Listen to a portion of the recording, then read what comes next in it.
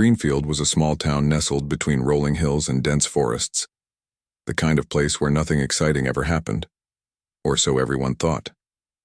Every morning the sun would rise over the horizon, casting golden light across fields of wheat and corn. Birds chirped cheerfully as farmers tended to their crops, while children played tag near the old oak tree in the center of town. Life here moved at its own unhurried pace, untouched by the chaos of big cities or global politics. For most residents, Greenfield represented peace, a haven far removed from the troubles of the wider world. But on one particular summer evening, something extraordinary shattered that tranquility. As the sky began to darken with twilight hues, an unusual glow appeared above the town. At first it looked like a trick of the light, perhaps reflections from clouds catching the last rays of sunlight. But soon the shimmer grew brighter, pulsating softly like liquid gold spreading across the heavens. People stepped out of their homes, drawn by curiosity. Shopkeepers paused mid-transaction, leaving customers waiting. Even the local mechanic stopped tinkering with his tools just to gaze upward. No one could explain what they were seeing. Some whispered about shooting stars or auroras, though neither made sense given the season. Others joked nervously about UFOs, but deep down no one truly believed aliens existed, at least not until now. The glow intensified, growing larger and more defined. Thin streaks of silver stretched outward like cracks in glass, revealing glimpses of something vast and metallic beyond. Then, without warning, the sky seemed to split open entirely, unveiling enormous shapes hovering silently above Earth. Gasps echoed through the streets as people realized what they were witnessing. Massive, starships unlike anything humanity had ever imagined. Their surfaces gleamed with intricate patterns etched into metal, reflecting the dimming sunlight like mirrors. These weren't crude spacecraft cobbled together from spare parts. They were sleek, elegant, and clearly built for war. Weapons bristled along their hulls, glowing faintly with energy ready to be unleashed. Yet, despite their intimidating appearance, the ships remained eerily still, as if studying the planet below before making their move. News spread quickly, carried by phone calls, texts, and social media posts. Within minutes, Greenfield wasn't the only place watching the spectacle unfold. Cities around the globe reported similar sightings, each describing the same impossible sight: alien starships emerging from some hidden dimension above Earth. Governments scrambled to respond, issuing statements meant to reassure panicked citizens. Military forces went on high alert, scrambling jets and activating defense systems designed decades ago for scenarios like this. But even as preparations unfolded, uncertainty loomed large.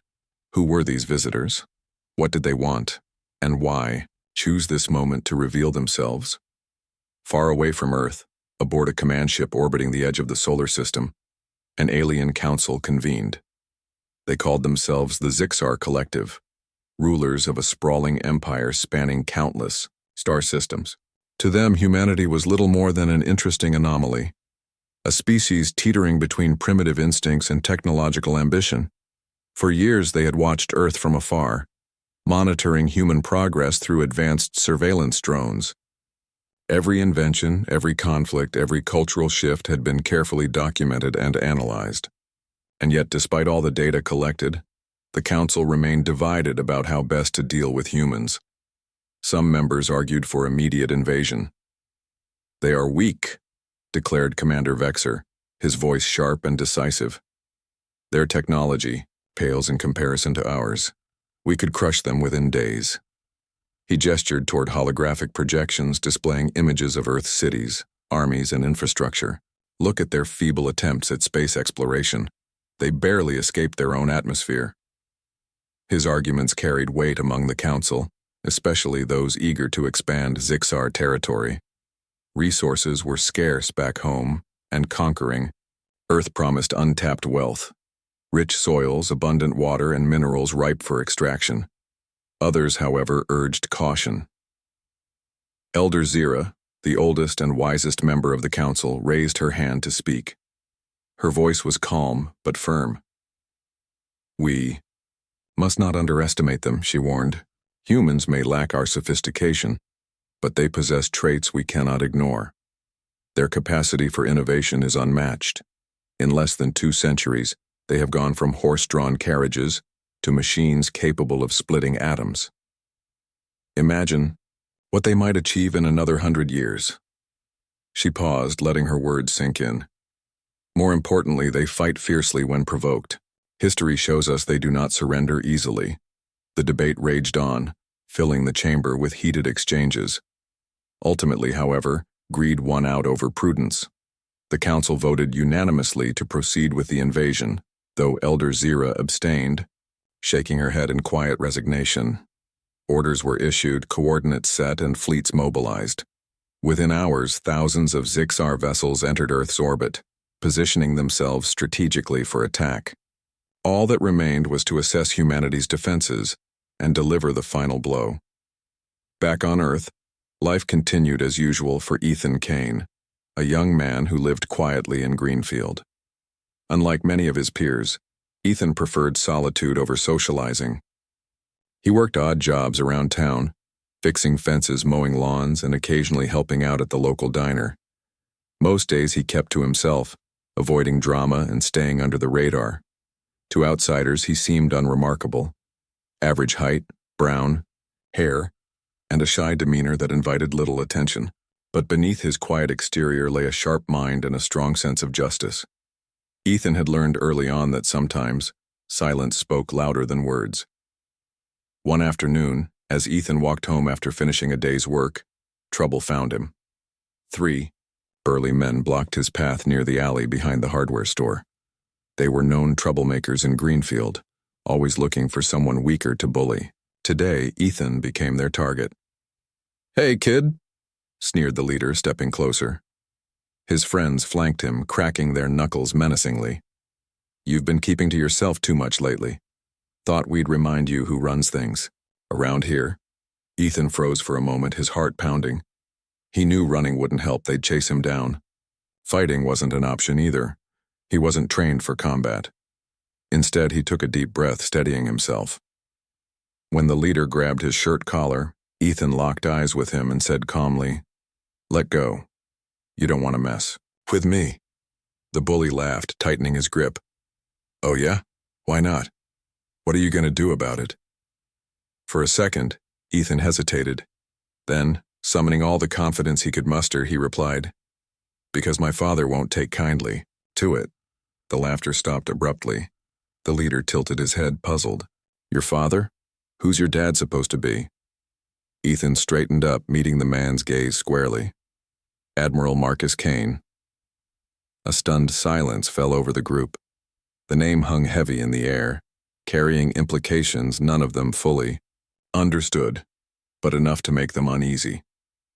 Admiral Marcus Kane was a legend, known not only for his military prowess, but also for his role in developing Earth's secret defense program. Rumors swirled about entire fleets of starships hidden beneath mountains and oceans, ready to deploy at his command. Whether true or exaggerated, the mere mention of his name struck fear into anyone who heard it. Slowly, the leader released Ethan's shirt, taking a step back. His friends exchanged nervous glances, unsure of what to do next. Finally, after what felt like an eternity, the leader muttered, "Sorry, man. Didn't mean any harm." With that, the trio turned and hurried away, leaving Ethan standing alone in the alley. Word of the incident spread quickly through Greenfield. By evening, nearly everyone in town knew about Ethan's encounter and the shocking revelation about his father. Some dismissed it as bravado, assuming Ethan was bluffing, but others recalled stories they'd heard about Admiral Kane's achievements and wondered if there was truth to the rumors. Regardless, perceptions changed overnight. No longer seen as a pushover, Ethan became someone to respect, or at least avoid angering. As the alien fleet prepared to strike, Admiral Marcus Kane stood aboard the flagship of Earth's newly revealed armada, hidden for decades beneath layers of secrecy. These star destroyers represented humanity's greatest achievement. Designed using reverse-engineered alien technology recovered from crashed probes, they combined cutting-edge engineering with raw power. Each vessel boasted weapons capable of leveling entire cities, shields impervious to conventional attacks, and engines allowing faster-than-light travel. Together, they formed a force unlike anything Earth had ever fielded openly. When the Zixar ships entered range, Admiral Kane gave the order to engage. One by one, Earth's star destroyers emerged from their hiding places, rising majestically into the skies above continents and oceans. The sight left the invaders speechless. Where once they saw vulnerability, they now faced overwhelming strength. Panic rippled through their ranks as commanders scrambled to reassess their strategy. Communication channels buzzed with frantic questions. How had Earth developed such advanced technology? Why hadn't their spies detected it earlier? Realizing retreat was their only viable option, the Zixar leaders attempted to negotiate terms of surrender, a transmission. The Zixar fleet retreated into the depths of space, their massive starships disappearing one by one like shadows fading into darkness. On Earth, celebrations erupted as news of humanity's victory spread across continents. Fireworks lit up skies, streets filled with cheering crowds, and social media buzzed with messages of pride and relief. For the first time in history, humanity had stood together against an alien threat, and won. Yet, amidst the jubilation, a sense of unease lingered beneath the surface. The aliens' sudden withdrawal raised questions that no one could answer. Why had they left so quickly? Would they return? And if they did, would Earth be ready? Ethan Kane sat alone in his small apartment, staring out the window at the fireworks lighting up Greenfield's night sky. He felt conflicted. While everyone else celebrated, he couldn't shake off the feeling that this wasn't over. The image of those colossal starships still haunted him. Their sleek designs, glowing weapons, and sheer size spoke of power far beyond anything humanity possessed. Sure, Admiral Marcus Kane's forces had driven them away for now, but Ethan knew better than anyone how dangerous underestimating the enemy could be. After all, hadn't the bullies underestimated him just days ago? His thoughts drifted back to the incident in the alley. Those men had mocked him, thinking he was weak and easy to intimidate. But when they heard his father's name, fear replaced their bravado. Ethan realized then that reputation mattered. A lot. Humanity might have scared the Zixar collective away this time, but what happened next depended on whether Earth maintained that image of strength. If the aliens returned and found cracks in Earth's defenses or unity, it would spell disaster. Meanwhile, aboard the flagship Aegis Dawn, Admiral Marcus Kane watched monitors displaying real-time updates from around the globe. Troops were being redeployed, civilians evacuated from coastal areas, and emergency protocols activated in major cities. Despite the apparent success, Marcus remained vigilant. His years of experience taught him that battles weren't truly won until the war ended, and this conflict was far from finished. Still, there was something else gnawing at him. Doubt. Had humanity acted too aggressively? Could diplomacy have resolved the situation without resorting to threats? Marcus turned to Captain Laura Hayes, his trusted second-in-command. "What do you think, Laura?" he asked, his voice tinged with weariness. "Do you believe we made the right call?" Laura hesitated before answering. She respected Marcus deeply, both as a leader and as a father figure to Ethan, but she also understood the weight of responsibility resting on his shoulders. "Sir," she began cautiously, "we followed protocol. When faced with an unknown threat, showing strength is often the best deterrent. The Zixar collective backed down because they saw we weren't afraid to fight. That buys us time." "Time for what?" Marcus pressed, leaning forward slightly. "To prepare for another attack?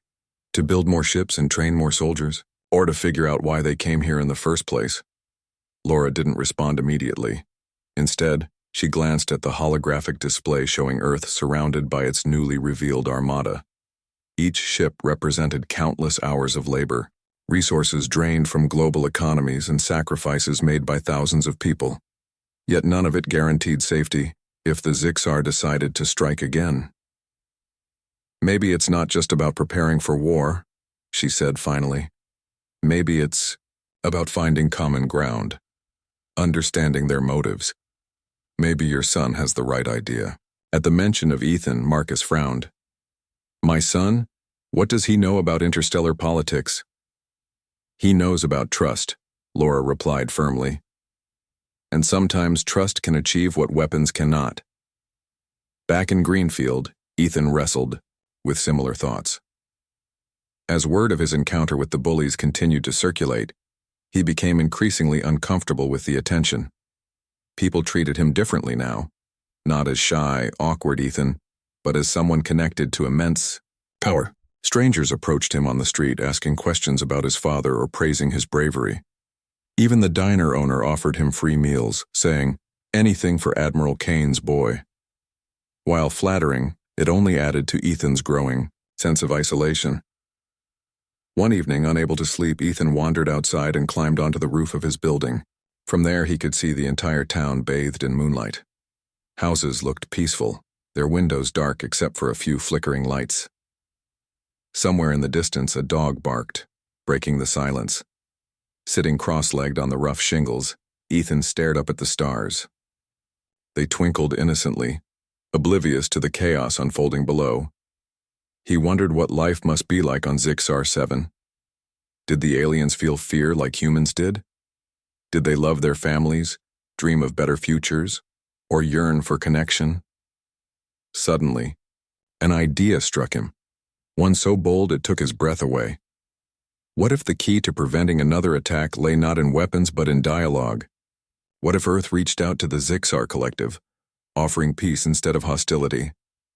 The thought seemed almost laughable. After all, humanity had spent centuries waging wars over petty differences. How could they expect aliens to understand concepts like forgiveness or cooperation? But Ethan remembered something his father once told him. Strength isn't always about winning fights. Sometimes it's about knowing when not to fight.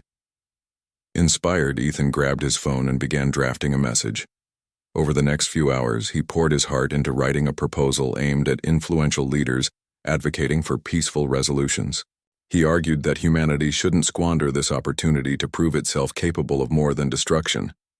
That true strength came from inspiring change rather than instilling fear. The next morning, Ethan sent the proposal to several contacts he'd gathered through his father's network. Within hours, responses started pouring in. Some dismissed his ideas as naive, claiming diplomacy wouldn't work against beings who viewed Earth as nothing more than a resource to exploit. Others expressed cautious optimism, intrigued by Ethan's vision of unity and mutual understanding. Among these supporters was Dr. Emily Carter, a renowned astrophysicist known for her groundbreaking research on extraterrestrial communication. She agreed to meet Ethan personally to discuss his plan further. Their meeting took place in a quiet cafe on the outskirts of Greenfield. Dr. Carter arrived dressed casually, carrying a laptop filled with data on the Zixar Collective. She listened intently as Ethan explained his proposal, nodding occasionally but mostly remaining silent. When he finished, she leaned back in her chair, studying him thoughtfully. "You realize this is risky," she said finally. "If the council rejects your idea, it could undermine everything your father worked for."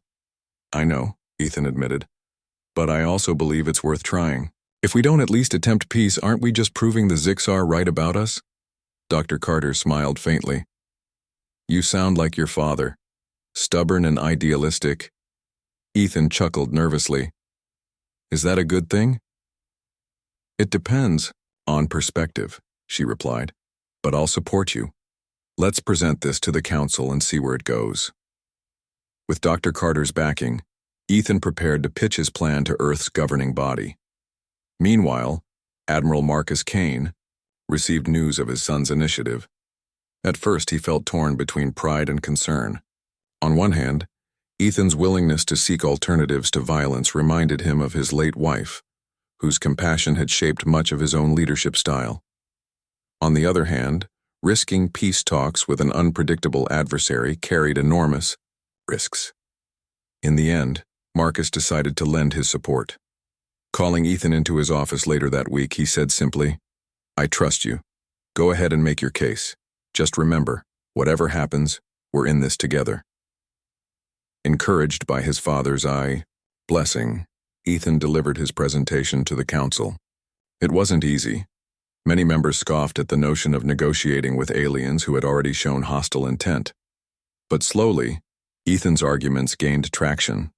By emphasizing the potential benefits of collaboration, scientific advancements, cultural exchange, and shared resources, he managed to sway enough votes to approve a trial run. A delegation would be sent to Zixar-7, escorted by Earth Star destroyers to open lines of communication. As preparations got underway, tension mounted among Earth's population. Some hailed Ethan as a hero, applauding his courage and foresight. Others criticized him harshly, accusing him of jeopardizing humanity's safety. Despite the backlash, Ethan remained resolute.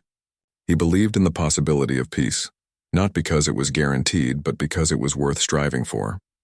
On the day of departure, Ethan stood alongside his father and key leaders from both worlds, watching as the delegation boarded the designated envoy ship. As engines roared to life and the vessel ascended into the sky, Ethan felt a mixture of hope and apprehension. This journey marked uncharted territory, not just for Earth, but for the universe itself. Whatever lay ahead, one thing was certain. Humanity's fate rested not solely on weapons or strategies, but on the choices made in moments like these. High above Earth, the Star Destroyers formed a protective formation around the envoy ship, ensuring safe passage through the vast expanse of space. For the first time in history, humans ventured beyond their solar system not to conquer, but to connect. And though challenges undoubtedly awaited them, Ethan held on to faith that understanding could be. The envoy ship carrying Earth's delegation soared through the endless void of space, flanked by a squadron of Star Destroyers. Inside the vessel, tension hung thick in the air like an invisible fog. The team consisted of diplomats, scientists, military advisors, and Ethan Kane, whose bold proposal had made this mission possible. Each member carried the weight of humanity's hopes on their shoulders, knowing that failure could mean catastrophic consequences for Earth. Conversations were sparse, limited to technical discussions or quiet murmurs about what awaited them at their destination. Zixar-7. Ethan sat near a window, gazing out at the stars streaking past like glowing embers. His mind raced with thoughts of uncertainty. Would the Zixar Collective welcome them? Or would they see this gesture as weakness and exploit it? He replayed his father's words in his head. Strength isn't always about winning fights. Sometimes it's about knowing when not to fight. Those words had driven him to propose peace talks, but now, facing the unknown, he couldn't help but question if he'd been too optimistic. Still, there was no turning back. Humanity's future depended on finding common ground, or at least, understanding why the aliens had come to Earth in the first place. After days of travel, the convoy approached Zixar-7, a planet bathed in hues of deep blue and shimmering silver. From orbit, its surface looked serene, dotted with sprawling cities encased in translucent domes. Towering spires jutted into the sky, glowing faintly as if powered by some unseen energy source. Yet beneath the beauty lurked an air of mystery and danger. This was the heart of the Zixar Collective, home to billions who viewed humans as inferior beings, unworthy of trust. As the envoy ship descended toward the designated landing zone, everyone braced themselves for what might come next. Upon arrival, the delegation disembarked under the watchful eyes of armed guards stationed around the perimeter. The Zixar representatives greeted them stiffly, their elongated bodies clad in metallic armor that reflected light eerily. Their faces remained expressionless, save for glowing patterns etched into their skin that shifted colors depending on their mood. To Ethan, they seemed more machine than living creatures, a blend of organic tissue and advanced technology. The meeting took place inside a massive chamber adorned with holographic displays depicting scenes from across the galaxy. At the center stood Elder Zira, the same council member who had urged caution during the initial invasion plans. Her presence offered a sliver of hope. Perhaps not all Zixar leaders were bent on conquest. She stepped forward, addressing the Earth delegation in halting yet clear tones. "We did not expect your kind to pursue dialogue after our recent encounter," Zira began, her voice resonating through the room. "Why have you come?" Dr. Emily Carter, acting as lead negotiator, responded calmly. We are here to understand each other better. Your arrival frightened us, but we believe conflict can be avoided if we communicate openly. Zira tilted her head slightly, studying the humans before her. You speak of peace, yet your fleet remains nearby. Is this truly Chang'e, sincerity, or merely strategy? Before Dr. Carter could reply, Ethan stepped forward unexpectedly.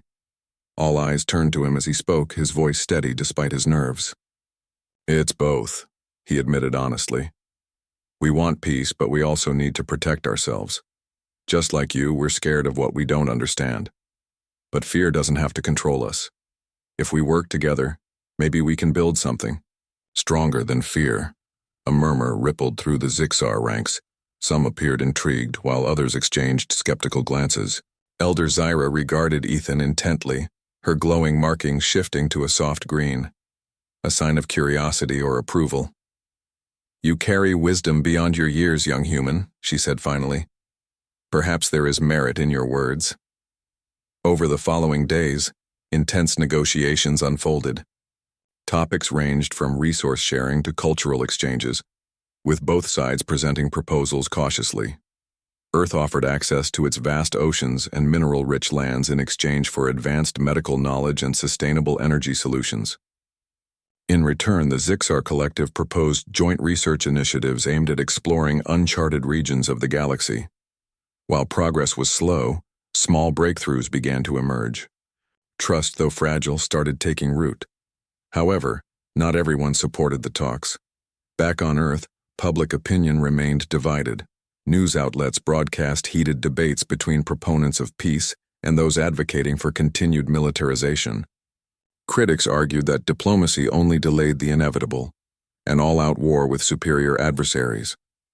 Supporters countered that cooperation presented opportunities humanity couldn't afford to miss. Amidst the chaos, Admiral Marcus Kane faced mounting pressure from political leaders demanding answers. Was this mission worth the risk? Could Earth afford to gamble its safety on goodwill alone? Meanwhile, aboard the envoy ship, tensions simmered within the delegation itself. Military advisors grew increasingly uneasy, convinced the Zixar were stalling for time to regroup and launch another attack. They urged immediate withdrawal, warning that every moment spent on Zixar 7 increased Earth's vulnerability. Scientists, however, saw immense potential in collaboration, believing shared knowledge could propel humanity centuries ahead technologically. Caught between these opposing views, Ethan struggled to maintain balance. He understood both perspectives but refused to abandon hope. One evening, after another grueling session, Ethan wandered outside the chamber to clear his head. The Zixar facility stretched endlessly before him, illuminated by pulsating lights that cast eerie shadows on the walls. As he walked, he noticed a lone figure standing near a viewport overlooking the planet's surface. It was Commander Vexer, one of the most vocal opponents of peace during earlier council meetings. Recognizing Ethan, Vexer hesitated briefly before speaking. You surprise me, human, Vexer said gruffly, his tone less hostile than usual. Most of your kind would cower in our presence. Yet here you stand, daring to challenge us. Ethan shrugged, meeting the alien's gaze squarely. I'm not trying to challenge anyone. I just want to find a way forward for both our peoples. Vexer studied him silently, his glowing patterns flickering uncertainly. After a moment, he nodded slowly. Perhaps there is value in your approach. But know this. My people will not tolerate betrayal. If you deceive us, the consequences will be severe. I understand, Ethan replied firmly. And I'll hold you to the same standard. Their conversation ended abruptly, as Vexer turned and walked away, leaving Ethan alone once more. Though brief, the exchange left him hopeful. Even someone as skeptical as Vexer seemed willing to consider alternatives to violence, if only tentatively. As negotiations entered their final phase, both sides agreed to draft a preliminary treaty outlining terms of cooperation. Key points included mutual non-aggression, restricted access to classified technologies, and regular diplomatic exchanges to ensure transparency. When the document was signed ceremoniously in front of assembled delegates, applause erupted throughout the chamber. For the first time since humanity encountered the Zixar Collective, a sense of relief washed over everyone present. Back on Earth, news of the treaty sparked widespread celebration. Cities lit up with fireworks, and world leaders delivered speeches, praising the historic achievement. Critics fell silent, unable to deny the significance of forging ties with an advanced civilization. Yet even amid the jubilation, Ethan remained grounded. He knew treaties were only as strong as the trust backing them, and building trust required patience, effort, and compromise. In the weeks that followed, Earth and Zixar-7 embarked on joint projects designed to foster collaboration. Scientists worked side by side, exchanging ideas and techniques previously unimaginable. Trade routes opened, allowing goods and resources to flow freely between planets. Cultural ambassadors traveled back and forth, sharing art, music, and traditions that bridged gaps once thought insurmountable. Slowly but surely, barriers began to crumble, replaced by bonds forged through shared experiences. For Ethan, the journey transformed him profoundly. No longer the shy, reserved young man from Greenfield, he emerged as a symbol of unity and resilience. People admired him not just because of his connection to Admiral Marcus Kane, but because of his unwavering belief in humanity's potential to rise above adversity. Even the bullies who once mocked him sought reconciliation, inspired by his actions. Yet, Ethan never forgot the lessons learned along the way. True strength lay not in domination, but in the ability to inspire change, to turn enemies into allies and fear into understanding.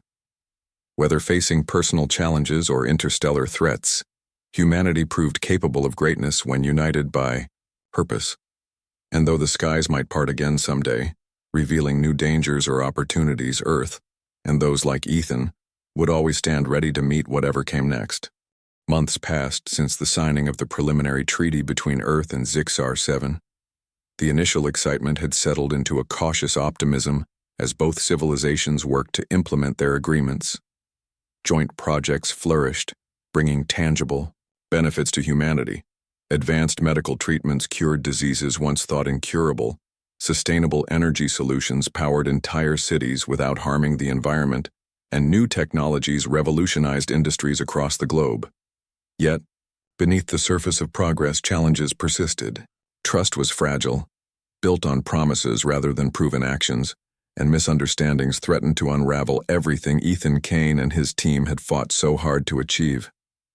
Ethan found himself at the center of it all, acting as a liaison between Earth and Zixar representatives. His role required constant travel between planets, attending meetings, resolving disputes, and ensuring that both sides adhered to the terms of the treaty. At first, he embraced the responsibility with enthusiasm, believing wholeheartedly in the mission's importance. But as time went on, the weight of his duties began to wear him down. Every decision felt like walking a tightrope. One misstep could shatter the delicate balance they'd worked so hard to maintain. One day, while stationed aboard the Zixar orbital station overseeing a research collaboration, Ethan received troubling news. A group of human scientists assigned to a joint project had accused their Zixar counterparts of withholding critical data. According to the humans, the aliens were deliberately slowing progress to gain an advantage in future negotiations. When Ethan confronted Commander Vexer about the allegations, the alien leader dismissed them outright.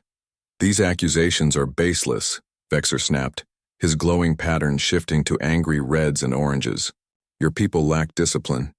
They assume secrecy where none exists." Ethan sighed, pinching the bridge of his nose. "Commander, I'm not here to assign blame. I just want to understand what happened. If there's been a misunderstanding, we need to fix it before it escalates." Vexer crossed his arms, his expression unreadable behind his metallic armor.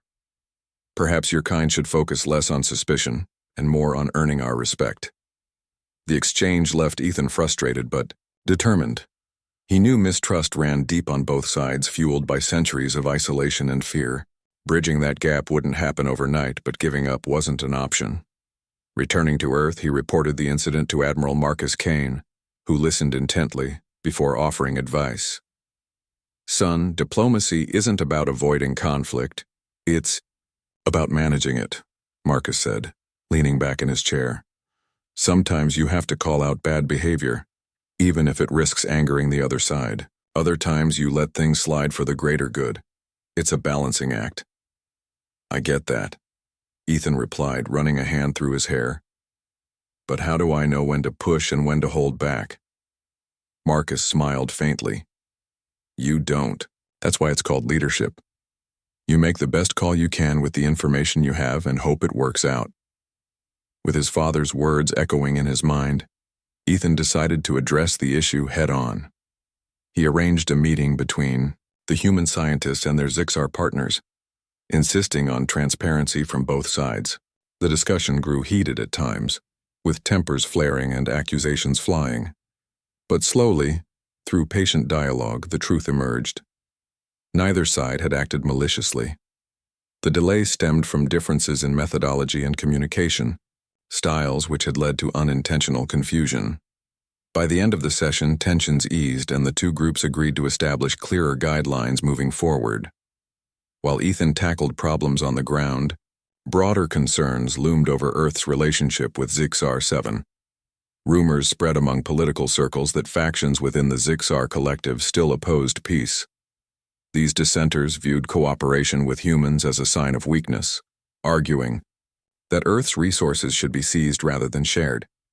Though Elder Zira and her supporters remained committed to the treaty, their influence waned as opposition forces gained momentum. Back on Zixar-7, internal debates raged within the Abar council chambers. Commander Vexer stood at the forefront of the anti-human movement, rallying allies to his cause. We cannot afford complacency, he declared during one particularly fiery session. Their technology may improve, but their nature will not. Humans are unpredictable, dangerous, and unworthy of our trust, Elder Zira countered calmly, her voice carrying authority despite the rising tension. And yet, they have proven capable of change. Through dialogue, we've achieved more in months than decades of observation ever revealed. To abandon this path now would be foolish. Vexer slammed his fist against the table, his glowing patterns blazing crimson. Foolish? No, Elder. What is foolish is risking our empire for the sake of idealism. Mark my words. If we do not act decisively, humanity will betray us. Despite Zira's efforts to quell dissent, Vexer's rhetoric gained traction. Secretly, he began assembling a faction dedicated to undermining the treaty, plotting covert operations designed to destabilize Earth-Zixar relations. Their first target? A key research facility located on Earth's moon, jointly operated by scientists from both worlds. Unaware of the brewing storm, Ethan continued his work, striving to strengthen ties between the two civilizations. One evening, as he reviewed reports in his quarters aboard the orbital station, an urgent message flashed across his screen. It came from Dr. Emily Carter, who oversaw operations at the lunar facility. Her tone was frantic. Ethan, we've detected unusual activity near the base. Several unidentified vessels are approaching fast. We think they might be hostile. Ethan's heart sank. Are you sure? Could it be a misunderstanding? No, Emily replied grimly. These ships aren't part of any scheduled arrivals. They're armed and closing in rapidly. Without hesitation, Ethan contacted Admiral Marcus Kane, relaying the situation. Within minutes, Earth's defense network sprang into action, scrambling star destroyers to intercept the intruders. Meanwhile, Ethan boarded a shuttle bound for the moon, determined to protect the facility and its personnel.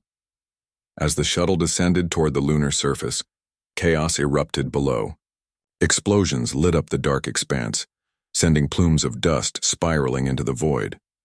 Gunfire echoed through the barren landscape as security forces engaged the attackers. Ethan disembarked amidst the turmoil, his pulse racing as he assessed the scene. The attackers wore uniforms resembling those of the Zixar military, but subtle differences hinted at something darker. This wasn't an official operation. It was a rogue faction striking under cover of anonymity. Spotting Dr. Carter near the main entrance, Ethan sprinted toward her. "What's the status?" he shouted over the din. "We've managed to secure the core labs, but they're targeting the reactors," she explained breathlessly. "If they succeed, the entire facility will go offline and possibly explode." Ethan nodded, his mind racing. "We need reinforcements. Have you contacted HQ?" "Yes, but backup won't arrive in time. We're on our own." Realizing the gravity of the situation, Ethan made a split-second decision. Grabbing a weapon from a nearby guard, he turned to Dr. Carter. "Stay here and defend the labs. I'll draw their attention away from the reactors." Before she could protest, Ethan darted into the fray, firing strategically to lure the attackers toward him. His plan worked. The enemy shifted focus, pursuing him into a narrow corridor leading away from the reactors. Cornered but determined, Ethan used his surroundings to his advantage, setting traps and exploiting weaknesses in the attackers' formation. Each step brought him closer to exhaustion, but he refused to give up. Just as the tide seemed lost, reinforcements arrived. Star destroyers descended from orbit, unleashing devastating barrages that forced the attackers to retreat. As silence fell over the battlefield, Ethan collapsed to his knees, gasping for air. Around him, survivors cheered, hailing him as a hero. But Ethan felt no pride, only relief that disaster had been averted.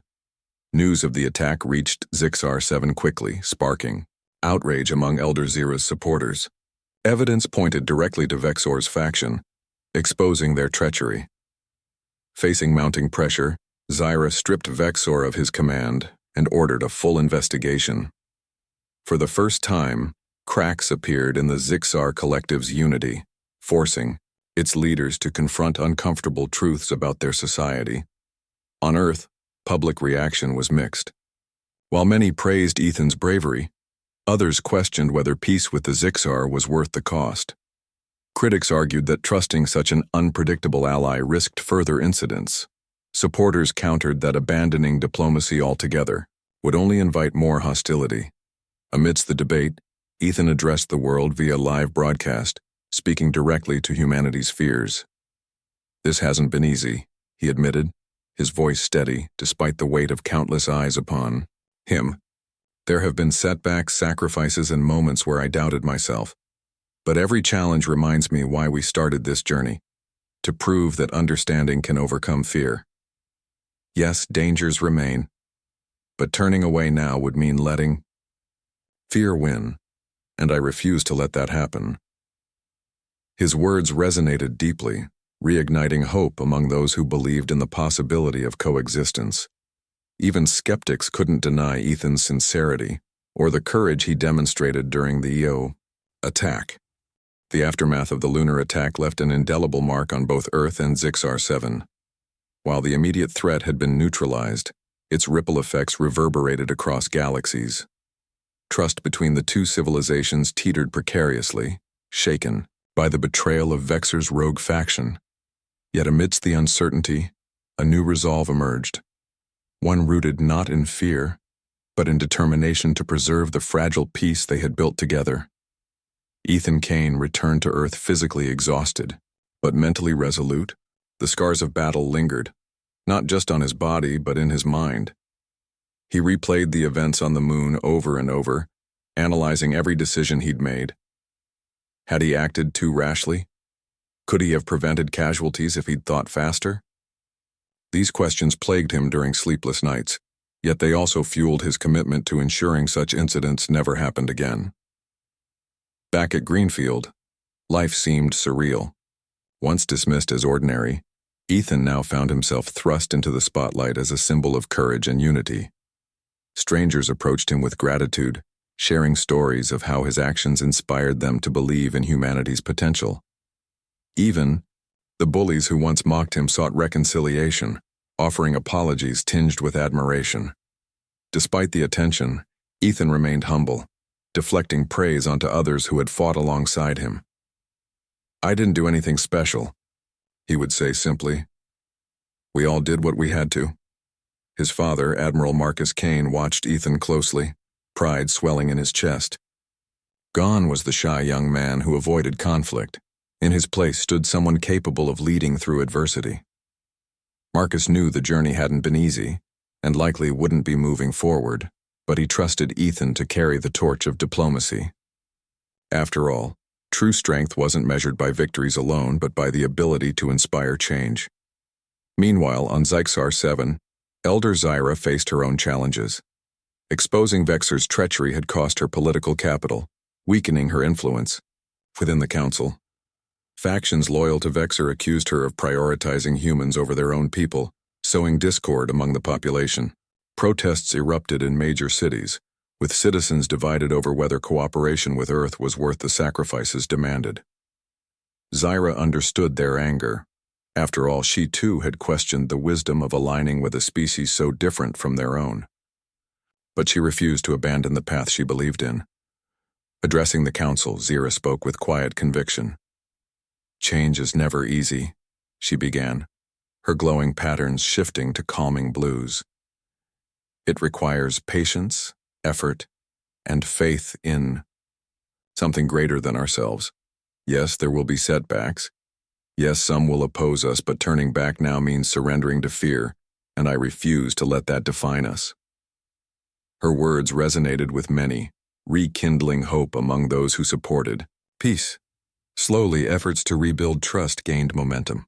Independent oversight committees were established to monitor joint projects, ensuring transparency and accountability. Cultural exchange programs expanded, allowing more individuals from both worlds to interact and learn from each other. Through these small steps, barriers began to crumble, replaced by bonds forged through shared experiences.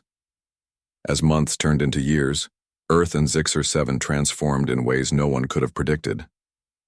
Trade flourished, bringing prosperity to both planets. Medical advancements eradicated diseases that had plagued humanity for centuries, while sustainable energy solutions powered entire continents without harming the environment. Scientists collaborated on groundbreaking research, unlocking mysteries of the universe previously thought unreachable. Art, music, and traditions flowed freely between worlds, creating a tapestry of diversity richer than either civilization could have achieved alone. For Ethan, this era marked a turning point. No longer confined to diplomatic missions, he embraced a broader role as an advocate for unity.